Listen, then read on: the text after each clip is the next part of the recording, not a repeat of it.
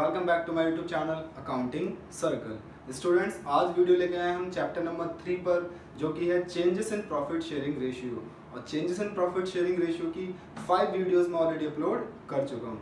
आज की वीडियो में हम डिस्कस करेंगे the next most important topic, revaluation account. Revaluation account बच्चों ना सिर्फ इस चैप्टर में आएगा, बल्कि आने वाले चैप्टर नंबर 4 और चैप्टर नंबर 5 में भी इसके न्यूमेरिकल्स हैं।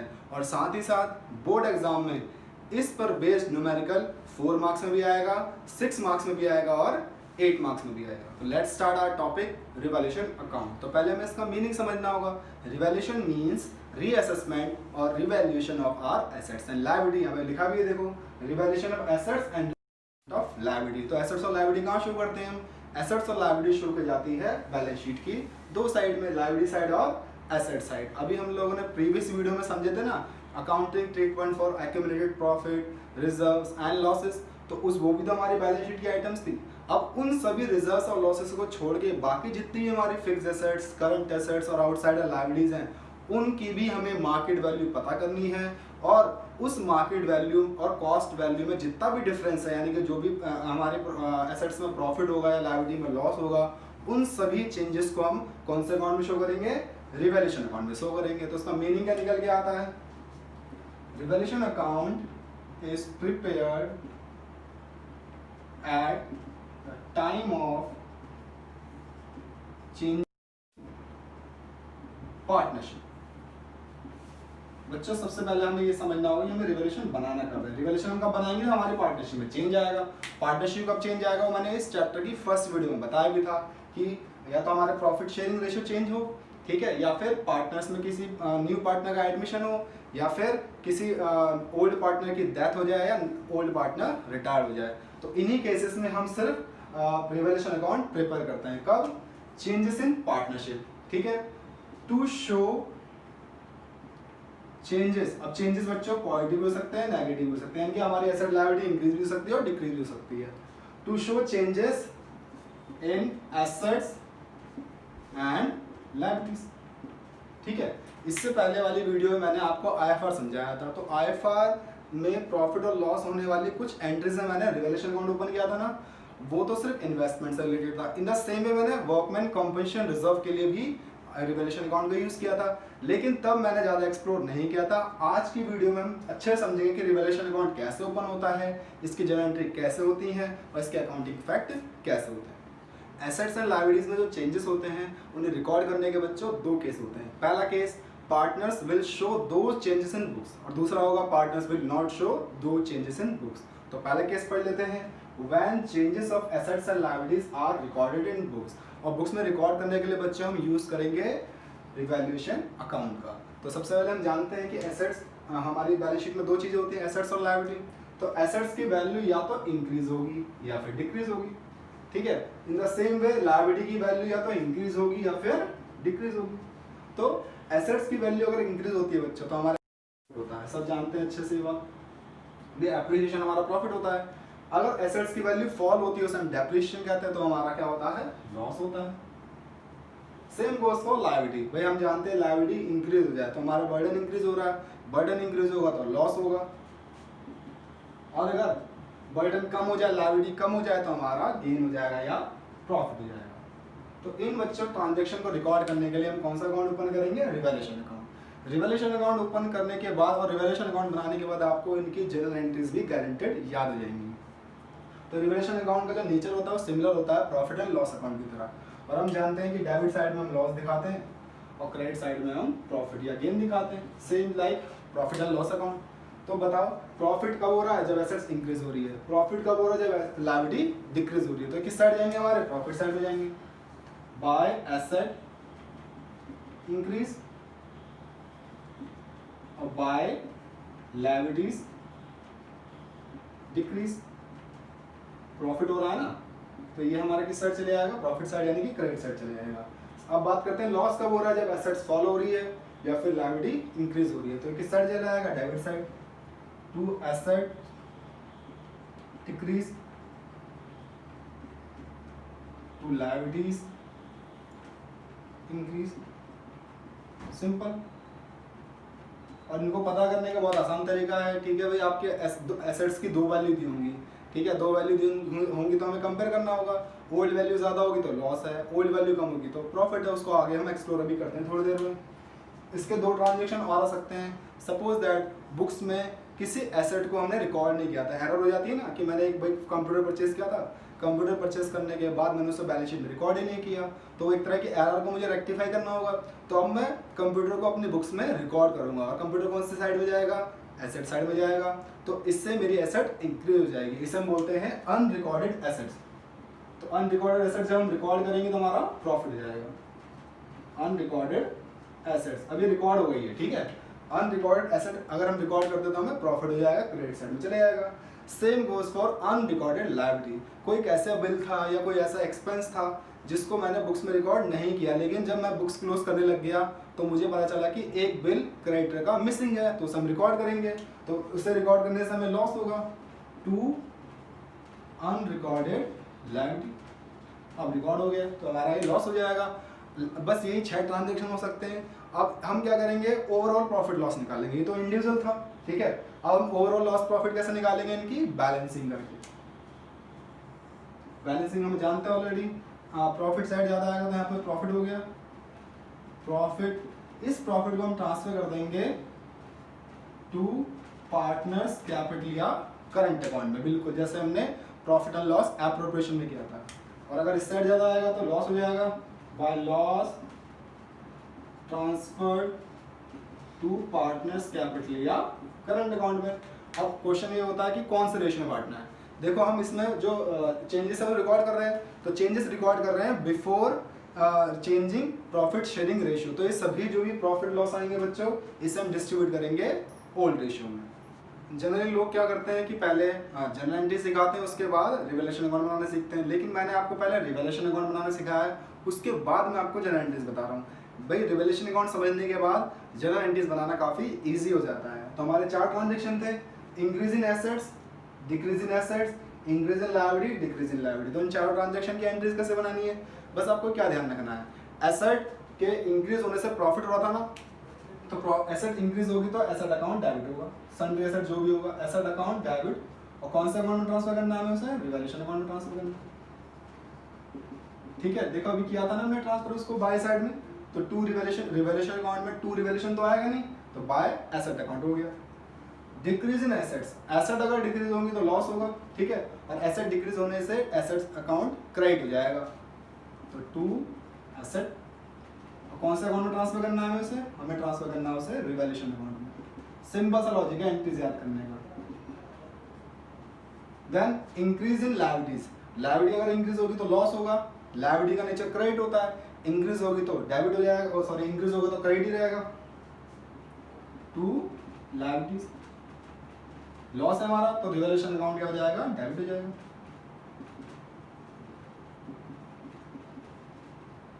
Next entry decrease in liabilities, liability अगर डिक्रीज होगी तो हमें गेन होगा, और लायबिलिटी क्या हो जाएंगी, डेबिट हो जाएंगी।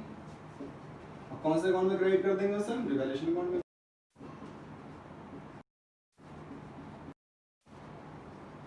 आपके पास एक ऑप्शन तो ये है कि आप सब जितने भी एसेट्स और लायबिलिटीज हैं उनकी इंडिविजुअल एंट्री करें, ठीक है, या फिर आप मर्ज भी कर सकते हो, दोनों एंट्री को आप मर्ज कर सकते हो, ठीक है। देखो सॉरी,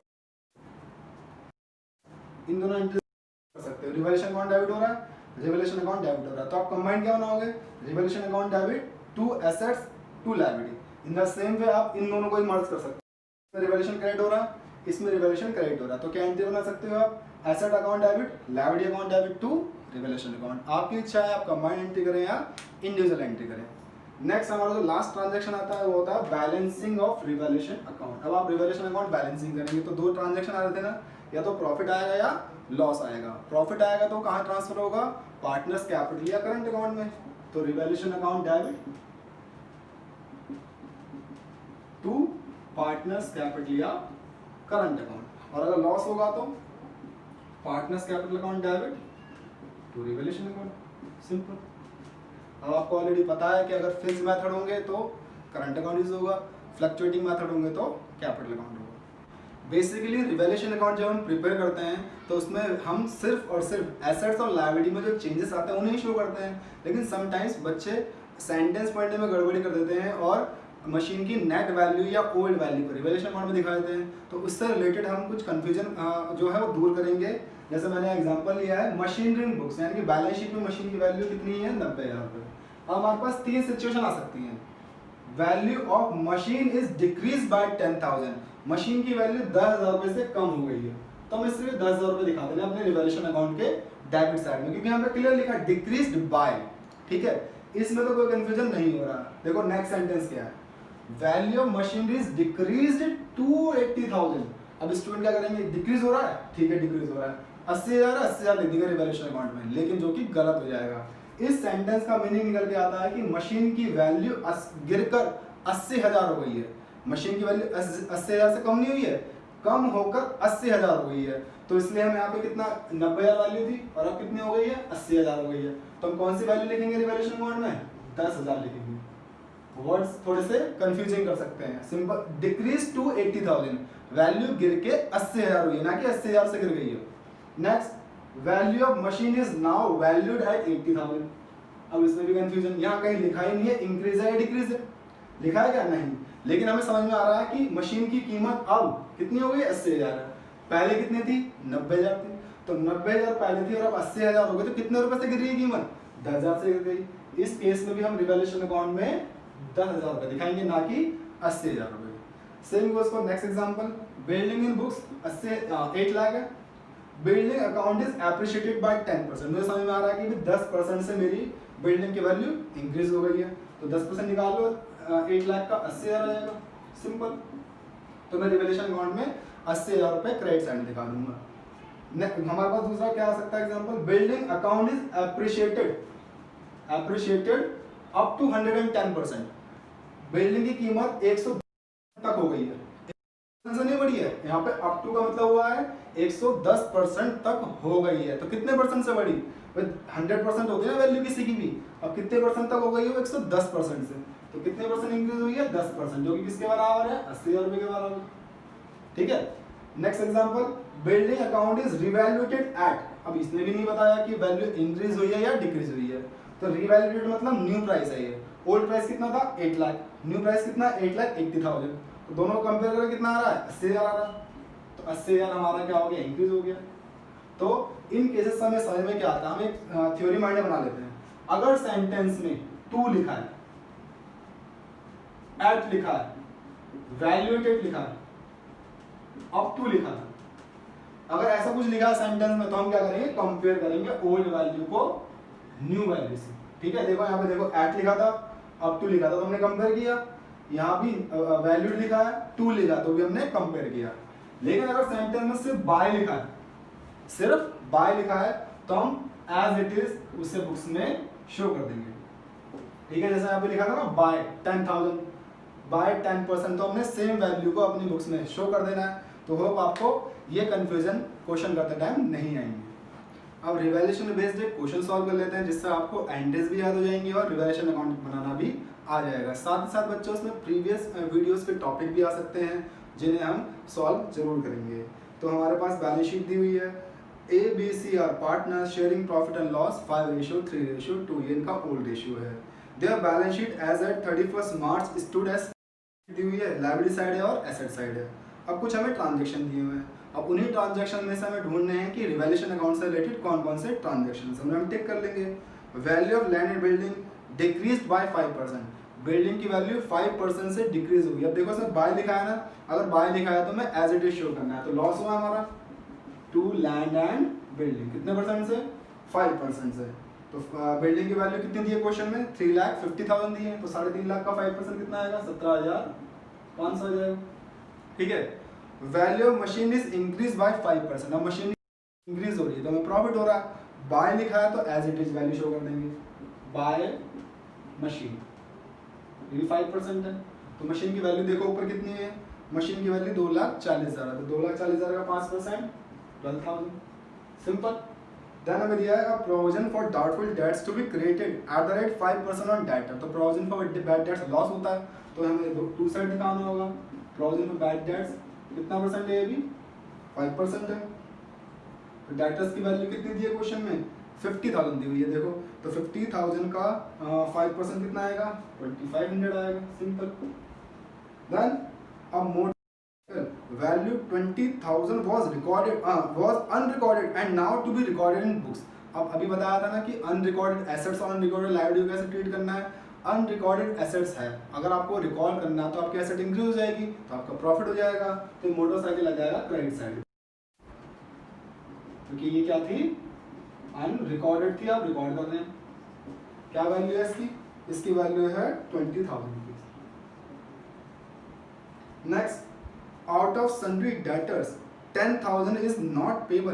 10,000 रुपये आपको डेटर्स क्रेडिटर में से पे नहीं करने हैं। अगर आप अपने क्रेडिटर पे नहीं करने हैं तो प्रॉफिट नहीं होगा, तो आएगा बिल्कुल क्रेडिट साइड चले जाएगा, by creditors not to be paid, amount है इसकी 10,000। इसके बाद नेक्स्ट ट्रांजेक्शन बच्चों लिखा हुआ है goodwill is to be valued 2 years purchase of last 3 years profit. ये गुडविल कैलकुलेट करनी है, गुडविल का अलग से हमने वीडियो बनाया था, इसकी हम एंट्री थोड़ी देर बाद करते हैं। फिर लिखा है C was to carry out the work for reconstitution of the firm at remuneration of 5,000। और सी को क्या करना था, हमें सैलरी देनी है क्योंकि उसने रिकॉन्स्टिट्यूशन का वर्क किया है, तो हमारा एक्सपेंस हो गया, ठीक है, इंक्लूडिंग एक्सपेंस ₹5,000 और एक्सपेंस केम टू 3,000 और खर्चा कितना हुआ 3,000। यहाँ पे समझने वाली बात क्या है, सी को हमने बोला 5,000 रुपये देंगे कि आपको ये रिकॉन्स्टिट्यूशन का काम करना, आपको 5,000 मिलेंगे, लेकिन एक्चुअल जो पेमेंट सी ने करी हो 3,000 की है। तो इस केस में हम सिर्फ उसी अमाउंट को रिकॉर्ड करेंगे जिस अमाउंट के लिए हमने सी को एग्री किया था। सी कितना भी खर्च करे हमें उससे का मतलब नहीं है। सी अगर 50,000 भी खर्च कर देता तो भी फर्म्स को कोई मतलब नहीं है, फर्म ने सिर्फ 5,000 पे पॉइंट किया था, हम 5,000 ही उसे देंगे, तो हमारा लॉस हो गया। तो टू सीरीज कैपिटल अकाउंट या करंट अकाउंट जो भी ले सकते हो, उसको हमें एक्सपेंस देने हैं कितने से 5,000 से। तो ये हमारा एक तरह से रिवैल्यूएशन अकाउंट की सारी एंट्रीज हो गई हैं, ठीक है। अब इसकी कर देंगे हम बैलेंस शीट। क्रेडिट साइड कितना है, 42,000 और यहाँ भी 42,000 और इस साइड बच्चों कितना आ रहा है, ये आ रहा है 25,000, तो हमें इसी साइड ज्यादा आ रहा है, वो मैंने पहले गेस कर लिया था। तो टू प्रॉफिट कितना 17,000 और ये प्रॉफिट कौन बांटेंगे आपस में, पार्टनर्स बांटेंगे। कौन कौन पार्टनर थे इसमें, A B and C, A B and C. और क्या रेशियो था इनका 5:3:2। 5:3:2 का मतलब 5/10, 3/10 एंड 2/10। तो इसका आ जाएगा बच्चों 8,500 और इसका 5,100 और इसका 3,400। तो कितनी आसानी से हमारा रिवैल्यूएशन अकाउंट बन गया, ठीक है। अब इन रिवैल्यूएशन अकाउंट के एंट्रीज को आप एक साथ भी कर सकते हो, जैसे कि आप ऐसा चाहो तो इंडिविजुअल एंट्री पास करो या इन सबकी कंबाइंड एंट्री पास करो। देखो कैसे, जर्नल एंट्रीज का हम फॉर्मेट फॉलो करेंगे। तो पहली एंट्री कौन सी बनानी है, हम पहले डेबिट वाली बना लेते हैं। देखो इसको छोड़ दो, बस हमारे जो रिलेट है इसको छोड़ दो, ये सब 2 में है ना, 1 2 3, ये तीनों ट्रांजेक्शन 2 साइड में है। कौन से अकाउंट से, रिवैल्यूएशन अकाउंट में। तो हम इन सब की एक सिंगल एंट्री बना लेंगे। Revaluation account debit to land and building, to provision for bad debts, to C's capital account. Simple. तो अमाउंट कितना आ जाएगा, लैंड एंड बिल्डिंग का 17,500, प्रोविजन फॉर बैड डेट्स का 2,500 और सी का 5,000। टोटल कितना आ गया 25,000। देखो सिंपल, आप चाहो तो सिंगल एंट्री भी कर सकते हो, लेकिन कंबाइन करोगे तो आपका टाइम बचेगा। दूसरी एंट्री हम बनाएंगे इस क्रेडिट साइड की। अभी ध्यान रहे, इस रिजल्ट को हमने लिखा है, तो ये by machine, by motor vehicle, by creditors है तो उनकी भी कंबाइन एंट्री कर लो। अगर ये बाय में तो सब बाय में चले जाएंगे डेबिट साइड में, और ये रिवैल्यूएशन हमारा 2 में चले जाएगा। तो हमारी एंट्री बन गई machine account debit, motor cycle account debit, creditors account debit to revaluation. कितना अमाउंट हो गया इसका, भाई ये तो हो गया 12,000 का, ये 20,000 का, ये 10,000 का। टोटल कितना हो गया हमारा 42,000 आ गया। सिंपल, कितनी आसानी से रिवैल्यूएशन अकाउंट की एंट्री हो गई। आप इसको माइंड में बैठा सकते हैं और फिर उसके बाद आसानी से एंट्री कर सकते हैं, या इसको पहले बना भी लेना, वर्किंग मॉडल बना लेना। अब लास्ट हमारी एंट्री बनेगी प्रॉफिट या लॉस की। प्रॉफिट हुआ है ना, 2A B एंड C है, तो partners capital account 2A A's capital, 2 B's capital, 2 C's capital. और कौन से ट्रांसफर करेंगे हम, रिवैल्यूएशन अकाउंट डेबिट। इस क्वेश्चन में कहीं मेंशन नहीं था कि भाई आपको कैपिटल अकाउंट यूज करना है या करंट अकाउंट यूज करना है, इसलिए मैं यहाँ पे कैपिटल अकाउंट यूज कर रहा हूँ। To A's capital, to capital, to C's capital. Tuition 1 के बीच 8500, 5100 एंड 3400, टोटल यहाँ पे 17,000। तो हमारी रिवैल्यूएशन अकाउंट भी बन गया और रिवैल्यूएशन अकाउंट से रिलेटेड एंट्री बन गई। अभी इसमें और भी पार्ट्स रहे ना, सभी सॉल्व करते हैं। इस क्वेश्चन में कुछ पार्ट्स और भी जो हमें सॉल्व करने होंगे। सबसे पहले हम बात करते हैं लायबिलिटी साइड में। देखो लायबिलिटी साइड में हमें कैपिटल की एंट्री तो करनी नहीं है। जनरल रिजर्व आपको याद होगा, हमने जनरल रिजर्व की एंट्री सीखी थी। क्या सीखी थी? रिजर्व को हम डेबिट कर देंगे और पार्टनर्स कैपिटल या करंट अकाउंट में क्रेडिट कर देंगे, तो हमारी एंट्री नंबर 4 बन जाएगी। रिवैल्यूएशन में 3 एंट्री बन गई थी ना, तो एंट्री बन गई general reserve account debit to कौन कौन पार्टनर थे? To A's capital account, to B's capital account, to C's capital account. Pool ratio में डिस्ट्रीब्यूट करना ध्यान रहे। क्या वैल्यू थी जनरल रिजर्व की? 60,000 रुपये। और रेशियो क्या है?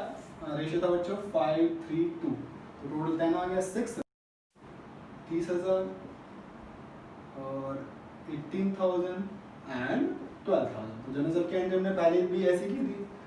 अब हमें एक चीज और दी है बच्चों, that is investment fluctuation reserve. अब इन्वेस्टमेंट फ्लक्चुएशन रिजर्व से रिलेटेड प्रीवियस वीडियो हमने बनाई थी, तो देखो क्या क्या लिखा है हमारे पास। हमें इन्वेस्टमेंट दिया बैलेंस शीट में एट कॉस्ट 1 लाख रुपये, चेक कर सकते हैं। मार्केट वैल्यू ब्रैकेट में दी है, समटाइम्स मार्केट वैल्यू एडजस्टमेंट में होती है, इसने हमें ऊपर ही लिखा। तो हमारी इन्वेस्टमेंट की वैल्यू 1 लाख है और मार्केट वैल्यू 90,000 है, तो इन्वेस्टमेंट में लॉस नहीं हो गया? कितना लॉस हुआ इन्वेस्टमेंट में? लॉस हो गया बच्चों 10। लेकिन हमारे पास आईएफआर कितना है? देखो आईएफआर हमारे पास हमें लिख दिया मैंने 30,000 रुपये, तो आईएफआर हमारे पास सफिशिएंट है।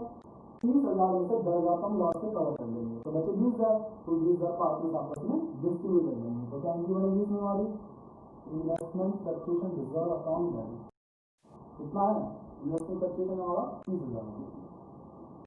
टू इन्वेस्टमेंट कितने से कम हो गया? इन्वेस्टमेंट की वैल्यू कम हो गई 10,000 और बचा 20,000 रुपये, वो 20,000 पार्टनर्स आपस में डिस्ट्रीब्यूट कर लेंगे। तो एस कैपिटल अकाउंट, तो 20 कैपिटल अकाउंट, टू अकाउंट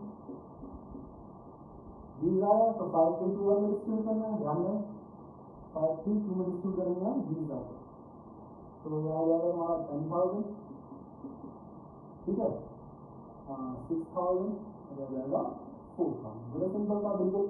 देखो अब मर्ज हो गया टॉपिक। अब जो भी क्वेश्चन हम आगे करेंगे ना बच्चों, उसमें पिछले टॉपिक ऐड एक आप देखो लैंड बिल्डिंग वगैरह से हमें लास्ट में से एक ट्रांजेक्शन रहेगा जो कि है एडवर्टाइजमेंट सस्पेंस अकाउंट। यहाँ लॉस था और इसे भी हमें राइट ऑफ करना है पार्टनर्स कैपिटल या करंट अकाउंट के थ्रू, तो उसको राइट ऑफ करने की क्या एंट्री थी? इसे हमें क्रेडिट करना है, पार्टनर्स कैपिटल अकाउंट में डेबिट करना है। तो A capital account debit, B capital account debit, C capital account debit, to advertisement suspense account. कोई भी आइटम नहीं छोड़नी, सबके एंट्री बनाएंगे। तो कितना है सस्पेंस हमारे पास? 5,000। इसको भी 5:2 आ देते हैं 2,500 और ये जाएगा 1,500, 1,000, ठीक है।